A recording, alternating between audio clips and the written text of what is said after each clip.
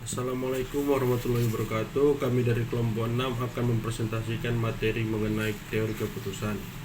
Apa itu teori keputusan? Teori keputusan adalah berasal dari teori kemungkinan yang merupakan konsekuensi dari beberapa keputusan yang telah dievaluasi, yaitu teori keputusan digunakan untuk berbagai macam ilmu di bidang studi, terutama bidang ekonomi.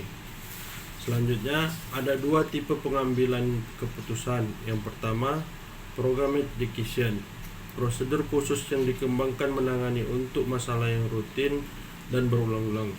Contohnya, sistem gaji karyawan dan pemesanan persediaan. Yang kedua, non-program decision, keputusan yang bersifat baru dan tidak terstruktur, diperlukan pada situasi permasalahan yang unik dan kompleks. Selanjutnya, metode teori keputusan. Ada dua metode dari teori keputusan yang terkenal. Yang pertama, teori keputusan deskriptif, yaitu dicapai berdasarkan empirik atau merupakan hasil pengamatan, percobaan, dan biasanya dikuatkan dengan statistik. Yang kedua, teori keputusan normatif, dicapai berdasarkan alasan yang rasional atau bisa disebut dengan alasan yang masuk akal atau teori logika. Selanjutnya, model keputusan. Model keputusan dibagi menjadi tiga. Yang pertama, model keputusan dalam kepastian, yaitu ada keacakan pada hasil keputusan-keputusan dengan kondisi kepastian. Artinya, semua informasi dianggap pasti. Yang kedua, model keputusan dengan risiko atau model stokastik, yaitu menggambarkan informasi yang mengidentifikasi bahwa setiap rangkaian keputusan mempunyai sejumlah kemungkinan hasil dan probabilitas terjadinya. Dan yang ketiga, model keputusan ketidakpastian, yaitu informasi yang menunjukkan semua atau beberapa hasil berbagai keputusan yang berbeda, tetapi probabilitas terjadinya tidak dapat ditentukan.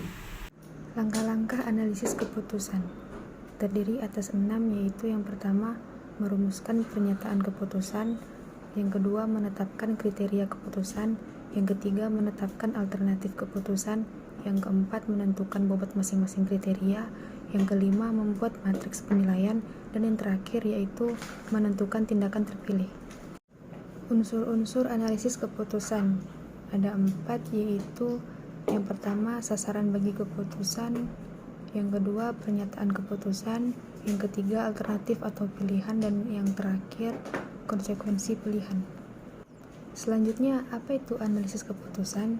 Analisis keputusan adalah pola berpikir sistematis dalam pengambilan keputusan yang bertujuan untuk mengidentifikasi apa yang harus dilakukan, pengembangan kriteria khusus untuk mencapai tujuan, mengevaluasi alternatif tindakan yang tersedia yang berhubungan dengan kriteria, dan mengidentifikasi kemungkinan risiko yang melekat pada suatu keputusan tersebut. Pohon keputusan atau decision tree yaitu pohon yang dalam analisis pemecah masalah pengambilan keputusan adalah pemetaan alternatif-alternatif pemecahan masalah yang dapat diambil dari masalah tersebut. Pohon keputusan juga memperlihatkan faktor-faktor kemungkinan probabilitas yang akan mempengaruhi alternatif-alternatif keputusan tersebut, disertai dengan estimasi hasil akhir yang akan didapat bila kita mengambil alternatif keputusan tersebut.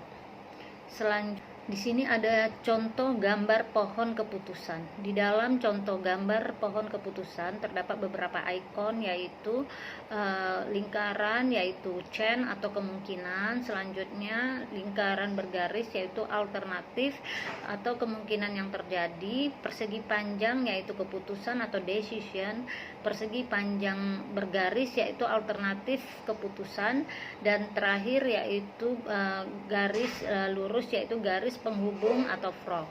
Dan selanjutnya adalah menganalisis masalah dengan pohon keputusan, Pertama yaitu mendefinisikan masalah, selanjutnya menggambarkan pohon keputusan dan menentukan peluang untuk kondisi ilmiah, dan selanjutnya menyelesaikan masalah dengan menghitung EMV bagi setiap kondisi ilmiah, dan yang terakhir yaitu memperkirakan imbalan bagi setiap kombinasi alternatif keputusan dan kondisi ilmiah yang mungkin. Apa itu Expected Monetary Value? Expected Monetary Value adalah nilai harapan moneter yang diharapkan dari sebuah variabel yang memiliki beberapa kemungkinan kondisi alamiah yang berbeda, masing-masing dengan peluang tersendiri. Saat peluang diketahui, nilai maximax dan minimin menyatakan skenario perencanaan kasus terbaik dan kasus terburuk. EMV, sebuah alternatif, merupakan jumlah semua keuntungan alternatif yang masing-masing memberikan bobot kemungkinan terjadi. Tahapan Expected Monetary Value. Yang pertama, untuk mendapatkan EMV, kalikan probabilitas dengan nilai-nilai yang ada pada masing-masing baris. Yang kedua, cari EMV terbesar pada masing-masing baris yang ada. Yang ketiga, pilih strategi tersebut. Rumusnya, EMV (D2) sama dengan sigma atas N bawah jumlah kali P (SJ) akar D1 SJ, di mana artinya PSJ yaitu probabilitas terjadi situasi masa depan SJ. N itu jumlah dari situasi masa depan yang mungkin akan terjadi.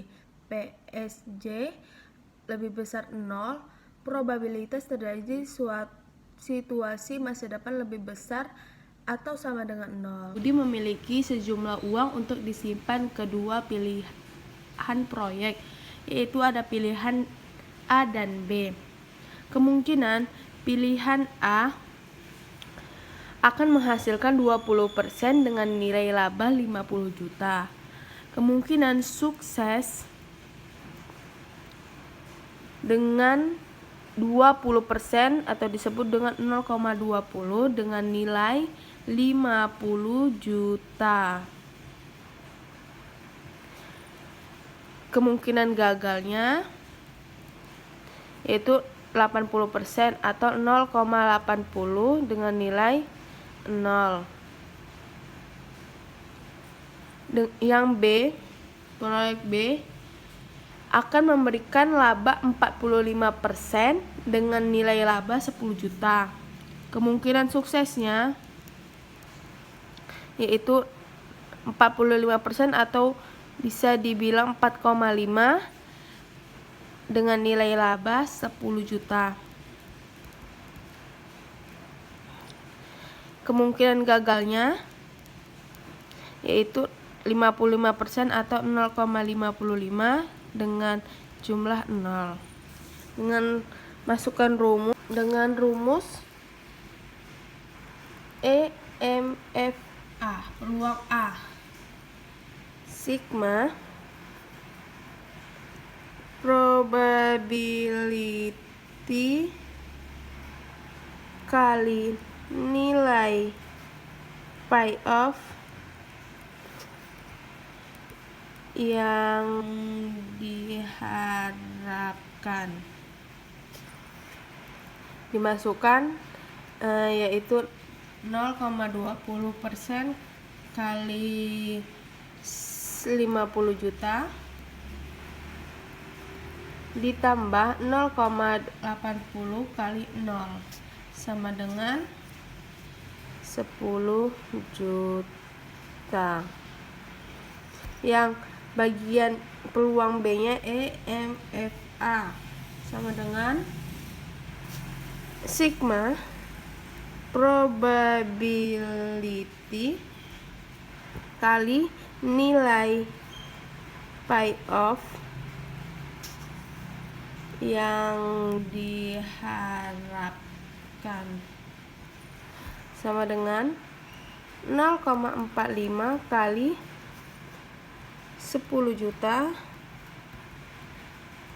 ditambah 0,55 kali 0 sama dengan 4,4.500.000. Kesimpulannya, Budi akan memilih proyek A karena proyek A lebih tinggi penghasilannya daripada proyek B.